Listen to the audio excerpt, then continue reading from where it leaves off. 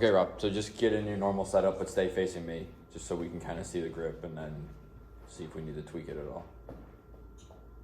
Okay, so on your left hand, you see how much of the, like, do you see the entire Titleist logo? Mm-hmm. Or do you want to see part of it? I see the whole thing. Okay, so take your right hand off real quick, and then turn it there, right there. See how you kind of see a little bit less, Mm-hmm. but now just kind of take it back halfway with one hand and see how that feels. So now when you come back down, see how it's kind of just, it stays open itself. Yeah. So instead of you being left hand stronger, now you can have a little bit more control with your right hand. And then your right hand do the turning and the holding off instead of your left hand doing all that work. Right. Okay. So go ahead and set up to the ball. Give me one with that grip.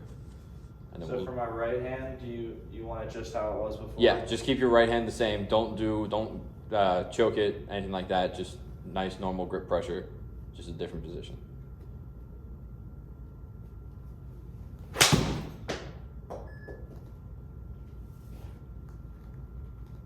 Feels a little bit weird though, right? Yeah, Yeah. it's gonna take some getting used to. Yeah, it definitely comes in open. Yeah, so changing the grip is one of those things that for anybody, it's the first thing that's going to throw it off because you're so used to it, it's the same on every club, you don't really change it at all, and nobody ever changes their grip, rarely ever. Yeah. So when you make that little adjustment, everything just feels weird. Yeah. So go ahead and set up to another one, and then we'll kind of look at the ball position and see if that has anything to do with it.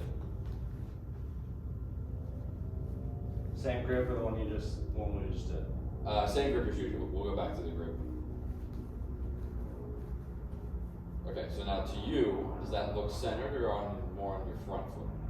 It's a little on the front. Okay, so your hands are I know. way ahead Yeah. and way out front. So if we back it up, then you can just have that forward lean.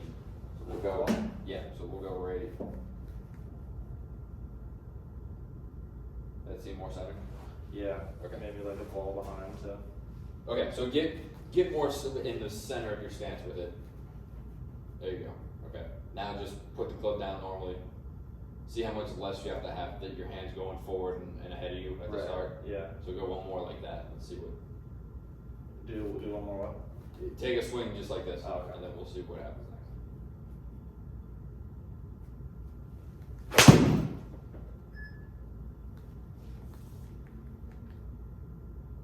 So that same thing we talked about earlier with that fade being more manageable and more controlled. If you're more likely to fade the ball if it's off your front foot, and because then you have to really hold it off, and you got to kind of lift at the same time.